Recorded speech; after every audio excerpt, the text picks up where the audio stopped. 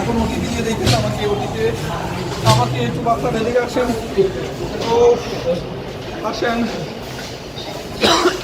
ভাইয়া কি হয়েছিল বলেন তো? ভাই আমি এনসিপি প্রোগ্রাম চলতেছিল, আমি ওইখানে ছিলাম। তো আমি প্রোগ্রাম সার্জিস ভাই কখন কথা বলতেছিল তখন হঠাৎ করে তীব্র এক আওয়াজ, বোম কি যেন বোম মারছে। তো হঠাৎ করে দেখি যে আমার পা ধোঁয়ায় অন্ধকার হয়ে গেছে। আর যখন ধোঁয়ায় অন্ধকার হয়ে গেছে এরপরে যখন আমি বাইরে খোঁড়াই হাঁটতে আসলাম তখন দেখি যে আমার পা ব্লাডিংয়ে একদম রক্তাক্ত হয়ে গেছে। এরপরে যখন আমি বাইকে বললাম তখন আমি অজ্ঞান হয়ে পড়ছি, তখন তারা আমাকে ধরে নিয়ে আসছে। ওখানে কি হয়েছিল? ওখানে এই এনসিপি প্রোগ্রাম চলতেছিল, আর এই প্রোগ্রাম চলাকালীন যখন সার্জিস ভাই বক্তব্য রাখতেছিল আমি শুনতেছিলাম। ইন দ্য মিন টাইম হঠাৎ করে বিকট আওয়াজ, কি যেন বোম মারছে। বোম মারার পরে ধোঁয়ায় সবাই অন্ধকার, সবাই চিৎকার চেঁচামেচি দৌড়াদৌড়ি শুরু করছে।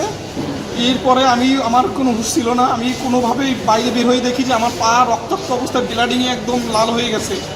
পরে আমি কান্নাকাটি করতেছিলাম, আমাকে কিছু সাংবাদিকরা কিছু ওখানকার মানুষরা আমাকে ধরে আমার এনাম মেডিকেল কলেজে নিয়ে আসছে।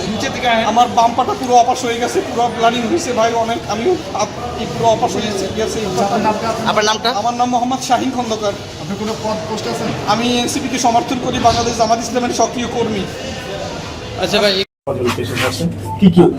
আমরা এখানে মোট হচ্ছে 4 জন পেশেন্ট পাইছি আর কি। তার মধ্যে একজন ছিল একটু গুরুতর, তার পায়ের যে আঘাতটা ছিল সেটা একটু গুরুতর ছিল আর কি। তাদের আমরা প্রাইমারি এখান থেকে ট্রিটমেন্ট দিয়ে আমাদের ওটিতে পাঠিয়ে দেওয়া হয়েছে আর কি। পরবর্তী 3জনই আছে, 3জনকে ওটিতে পাঠিয়ে দেওয়া হয়েছে। পরবর্তী ম্যানেজমেন্ট এখানে অপারেশন থিয়েটারে হবে আর কি। কাট ইনজুরি ছিল আর কি, পলিট্রমার পেশেন্ট আর কি, মাল্টিপল ট্রমা আর কি যেটাকে বলে। আর তো কিছু না। ভাই আপনার নামটা প্লিজ? আমি doctor Hasan, EMO, Enam medical college. আপনাদের কি মনে হয়েছে এই পেশেন্টগুলো দেখে? পেশেন্টের আমি তো বললাম যে সিরিয়াসের মধ্যে একজন এরকম একটু সিরিয়াস ছিল, তার কাট ইনজুরি, পায়েটা একটু ডিপ ছিল আর কি, ব্লিডিং হচ্ছিল। আমরা এখান থেকে প্রাইমারি ম্যানেজমেন্ট দিয়ে এটা ওটিতে পাঠাইছি, ওখান থেকে এক্সরে দেওয়া হয়েছে, যদি সিলাই টিলাই লাগে ওখান থেকে দেওয়া হবে।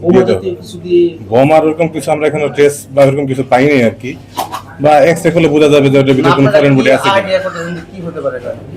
ওরা পেশেন্ট পার্টি যেহেতু বলছে বোম ব্লাস্ট, আমরা ওরকম ভাবে আর কি সাসপেক্ট করতেছি আর কি, এটাই আর কি। ঠিক আছে, থ্যাংকস।